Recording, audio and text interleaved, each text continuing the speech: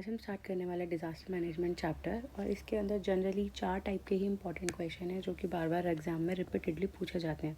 तो उसमें से सबसे पहला क्वेश्चन है difference between hazard and disaster. अब दोनों नाम सुनने में एक जैसे लग रहे हैं पर इन दोनों में डिफरेंस क्या है। तो हैज़ार्ड क्या होता है, एक पोटेंशियली डैमेजिंग फिज़िकल इवेंट जो अभी तक हुआ नहीं है लेकिन वो इतना पोटेंशियल रखता है कि वो बहुत हमें हार्म कर सकता है, लॉस टू पीपल कर सकता है, प्रॉपर्टी एंड लाइवहुड। इसको हम ऐसे याद करेंगे कि हज़ार्ड और डिज़ास्टर दोनों सिमिलर चीज़ें हैं, सिर्फ फ़र्क किसका आता है, वल्नरेबिलिटी फैक्टर्स का। जैसे ही हज़ार्ड के साथ वल्नरेबिलिटी फैक्टर्स मिलते हैं वो एक डिज़ास्टर के अंदर कन्वर्ट हो जाता है। बाकी इन दोनों में कोई ज़्यादा फ़र्क नहीं है। अब जैसे कि हम देखेंगे इनके एग्जांपल्स, तो हज़ार्ड और नेचुरल और मैनमेड दोनों टाइप के हो सकते हैं, वहीं डिज़ास्टर भी नेचुरल और मैनमेड दोनों टाइप का हो सकता है। हज़ार्ड नेचुरल में कौन कौन से आते हैं, अर्थक्वेक, फ्लड, एपिडेमिक्स, ठीक है। एंड मैनमेड में कौन आते हैं, हमारे इंडस्ट्रियल एक्सीडेंट, केमिकल स्पिल्स, ये सब चीज़ें। जबकि हमारा डिज़ास्टर क्या होता है, ये होती है एक serious disruption of functioning of community और a society involving widespread human, material, economic and environment losses. अब दोनों चीज़ें हमें डेफिनेशन से बिल्कुल सेम लग रही है, हम कुछ भी इसमें डिफरेंस नहीं पता लगा पाएंगे। बस हमें क्या याद रखना है कि हज़ार्ड जो होता है वो पोटेंशियल रिस्क होता है, जबकि disaster is the actual event जो कि हो चुका है। ऐसे हम इसको याद करेंगे। और अब अगर आप ये वाला फॉर्मूला याद कर लेते हैं, disaster is equals to hazard into vulnerability factor, तो आपको इन दोनों का डिफरेंस समझ में आ जाएगा। ओके, तो second question is disaster cycle. Again बहुत इंपॉर्टेंट क्वेश्चन है और एग्जाम में बहुत बार पूछा जाता है। डिज़ास्टर साइकिल में अब देखो बहुत आसान है। सबसे पहले आता है डिज़ास्टर, उसके बाद हम जो क्विक रिस्पॉन्स करते हैं, उसके बाद हमारा आ गया रिस्पॉन्स। अब हम क्या करेंगे, रिस्पॉन्स भी हमने कर दिया, हमने लोगों को बचा लिया, सब कर लिया। अब हम उन लोगों को एक शेल्टर प्रोवाइड करेंगे जहाँ पे हम टेम्परेरीली उन लोगों को रखेंगे टू स्टेबलाइज द पेशेंट्स। तो आफ्टर रिस्पॉन्स हमारा क्या आता है, रिहेबिलिटेशन। अब क्योंकि हमें पता है कि डिज़ास्टर से बहुत सारी चीज़ें हमारी ख़राब हो गई है, तो हम वापस उसको क्या करेंगे, रिकन्स्ट्रक्ट। तो इसलिए हमारा आता है रिकन्स्ट्रक्शन। रिकन्स्ट्रक्शन के जस्ट बाद ये हमारा यहाँ से लेके यहाँ तक का सारा रिकवरी फेज़ होता है कि ये तो हमने डिज़ास्टर के बाद किया। अब हम नेक्स्ट डिज़ास्टर को प्रिवेंट करने के लिए कुछ चीज़ें करते हैं, जैसे कि मिटिगेशन और प्रिपेयर्डनेस। बेसिकली हम इसको प्रिवेंट तो नहीं कर सकते हैं, बट हाँ मिटिगेशन में हम क्या करते हैं ना, डिज़ास्टर का इफ़ेक्ट लेसन कर देते हैं। मतलब कि अगर पहले हमें इतना ज़्यादा नुकसान हो रहा था तो अब वो सिर्फ इतना नुकसान में रह जाएगा। तो ये होता है हमारा मिटिगेशन का सिंपल सा मतलब। उसके बाद आता है हमारा प्रिपेयर्डनेस। प्रिपेयर्डनेस में हम कराते हैं मॉक ड्रिल्स या फिर ऐसे कुछ वार्निंग सिस्टम ऑर्गेनाइज कराते हैं, जिससे कि हम नेक्स्ट आने वाले डिज़ास्टर को थोड़ा सा कम कर पाएँ। उसके बाद आप इनकी डेफिनेशन यहाँ से पढ़ सकते हैं। बहुत आसान टॉपिक है पर एग्ज़ाम में बहुत बार आता है। नेक्स्ट हमारा टॉपिक है ट्राइएज। तो ट्राइएज का मतलब क्या होता है, ट्राइएज का सिंपल मतलब होता है कि जितने भी हमारे इंजर्ड लोग हैं जो डिज़ास्टर के बाद, जैसे कि अगर हम केदारनाथ आपदा की बात करें तो वहाँ पे आपदा के बाद बहुत सारे लोग ऐसे, कुछ नदी में बह गए थे, कुछ कहीं पे थे, तो उन सबको क्लासीफाई करना on the basis of severity कि किसको हमें पहले हॉस्पिटल लेके जाना है, किसको हमें पहले ट्रीट करना है, उसके बेस पे हम इसका एक क्लासिफिकेशन बनाते हैं। इसका बेसिक सा एम क्या होता है कि राइट पेशेंट को राइट टाइम पे राइट प्लेस पे रखा जाए। ऐसा वहाँ पे कोई ऐसा रूल नहीं होता फर्स्ट कम फर्स्ट रेटेड वाला, मास इमरजेंसी में ऐसा कोई रूल नहीं होता है। अब हम ट्रायल्स में देखते हैं कि हमारी 4 कैटेगरी होती है, कैटेगरी 1, 2, 3, 4।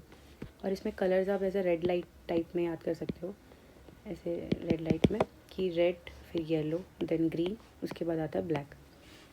अब रेड होता है हमारे हाईएस्ट प्रायोरिटी वाले पेशेंट, जो जिनको मतलब 6 आवर्स के अंदर अंदर सर्जरी की ज़रूरत है या फिर इमीडिएट रिससिटेशन की ज़रूरत है। फॉर एग्जांपल आपका हैमरेज और न्यूमोथोरैक्स। नेक्स्ट हमारे होते हैं येलो की, हाँ मीडियम प्रायोरिटी है, ये थोड़े स्टेबल पेशेंट होते हैं, इनको सिर्फ ऑब्जर्वेशन पर रखने की ज़रूरत होती है, जैसे कि फ्रैक्चर या फिर ओपन वूंड। अब हम इसमें देख सकते हैं कि थर्ड कैटेगरी में कौन आते हैं, हमारे लो प्रायोरिटी के पेशेंट, जिनको सिर्फ थोड़ी माइनर इलनेस है या फिर कोई अब्रेजन कंट्यूशन टाइप का ऐसा हो गया, तो वो हमारे आते हैं लो प्रायोरिटी पे। लास्ट ब्लैक कलर में हमारा किसका आता है, लीस्ट प्रायोरिटी वाले, जो लोग अब डेड हो चुके हैं। अब ऑब्वियस सी बात है कि मैं ऐसा नहीं करूँगी ना कि मैं डेड लोगों को पहले हॉस्पिटल लेके जा रही हूँ, तो इसलिए हमने ट्रायल सिस्टम बनाया था डिज़ास्टर टाइम पे, ताकि हम राइट पेशेंट को राइट टाइम पर राइट प्लेस पर ले जा सकें और ठीक कर सकें। इसके बाद हमारा नेक्स्ट और लास्ट टॉपिक है describe protective measures to be taken in different type of disaster. तो ये एक बहुत जनरल नॉलेज का क्वेश्चन है, अगर आप चाहो तो इसको आप अपने बेसिक नॉलेज से भी लिख सकते हो, बट हाँ हमें कुछ कुछ पॉइंट्स इसके याद रखने हैं, जैसे कि क्या, इन केस ऑफ अर्थक्वेक हमें क्या करना होता है, drop cover and hold on under surface study furniture. जैसे कि अगर हम रूम पे हैं अपने या घर पे हैं तो हम किसी स्टडी फर्नीचर के नीचे जाके छुप सकते हैं, जिससे कि अगर ऊपर का कुछ टूटे फूटे तो हमारे सर्वर ना फूटे। और हम इसमें क्या क्या चीज़ें अवॉइड करते हैं, avoid windows, heavy objects and exterior walls, इन सबको हम अवॉइड करते हैं, क्योंकि सबसे ज़्यादा अगर अर्थक्वेक में कुछ चीज़ गिरेगी तो इस टाइप की चीज़ गिरेगी और हम इनके नीचे आ सकते हैं। ये सारा बहुत ही बेसिक चीज़ों के बारे में लिखा हुआ है, बट हाँ एक दो पॉइंट्स आपको पता होने चाहिए जिससे कि आप आगे उनको एक्सटेंड कर सको पेपर में। Secure heavy furniture and appliances to wall before an earthquake. अब ये देखो बिफोर एन अर्थक्वेक वाली चीज़ आ गई, तो ये किस चीज़ की बात हो रही है, मिटिगेशन या फिर प्रिपेयर्डनेस। ये हम ड्यूरिंग अर्थक्वेक नहीं करते, हम उससे पहले करते हैं। उसके अलावा क्या आता है, keep an emergency kit with all essential like food, water and first aid supplies. तो ये चीज़ तो आपको सभी टाइप के डिज़ास्टर में करनी ही होती है कि आपके पास एक इमरजेंसी किट हमेशा रेडी होनी चाहिए। सेकेंड नंबर आता है फ्लड। फ्लड में हमें क्या करना होता है, हमेशा move to upper higher ground and avoid walking and driving through flood waters. अब हम पूरा ये जनरल नॉलेज से कैसे समझेंगे कि अगर कहीं पे बाढ़ आ गई है तो मैं घर के नीचे वाले फ्लोर पे नहीं रहूँगी, मैं जाने की कोशिश करूँगी छत पे, ताकि मैं पानी के उसमें बहने से बच सकूँ। और हम क्या क्या चीज़ें करेंगे, अब हम टर्न ऑफ कर देंगे utilities like gas and electricity, किसके डर से, ताकि इलेक्ट्रोक्यूशन का खतरा ना हो। उसके अलावा हम क्या करेंगे, जितने भी हमारे इंपॉर्टेंट डॉक्यूमेंट्स हैं उनको हम वाटर प्रूफ कंटेनर्स में रखेंगे। इनकेस अगर हम ऐसी जगह पे रहते हैं जो कि बहुत फ्लड प्रोन एरिया है तो वहाँ के लिए हम ये प्रिकॉशन ले सकते हैं। ऑल्सो हम क्या करेंगे, store drinking water and prepare an evacuation plan. ये हमें पहले डिज़ास्टर के पहले पता होना चाहिए कि अगर इनकेस ऐसा कभी कुछ होता है तो हमें ड्यूरिंग डिज़ास्टर क्या करना है। तो ये हमारे कुछ प्रोटेक्टिव मेजर्स होते हैं अर्थक्वेक और फ्लड के। नेक्स्ट आता है साइक्लोन। साइक्लोन में हमें पता है कि अब हम क्या करेंगे, अपने डोर्स को सिक्योर करेंगे, विंडोज़ को सिक्योर करेंगे और आउटडोर ऑब्जेक्ट्स को सिक्योर करेंगे। उसके अलावा इसमें हम बेसिकली बेसमेंट में जाने की ज़्यादा कोशिश करेंगे। जैसे हम फ्लड में ऊपर जा रहे थे छत पे, इसमें हम क्या कोशिश करते हैं कि हम बेसमेंट में जाएं।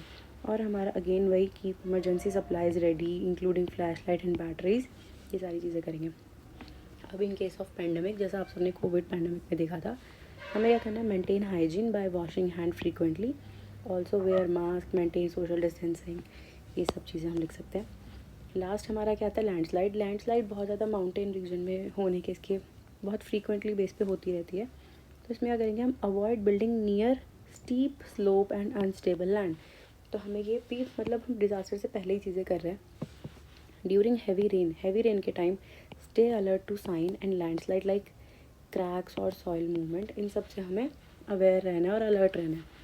उसके अलावा हमें क्या करना है, move to safer ground if there are warning signs. तो ये हमारे 4 ऐसे क्वेश्चंस थे जो कि डिज़ास्टर मैनेजमेंट चैप्टर से कम्युनिटी मेडिसिन के एग्ज़ाम में बार बार पूछे जा सकते हैं। तो अगर आप ये 4 क्वेश्चंस भी अच्छे से पढ़ के जाते हैं तो आप ये चैप्टर अच्छे से एक्सेल कर लेंगे। Thank you, happy learning.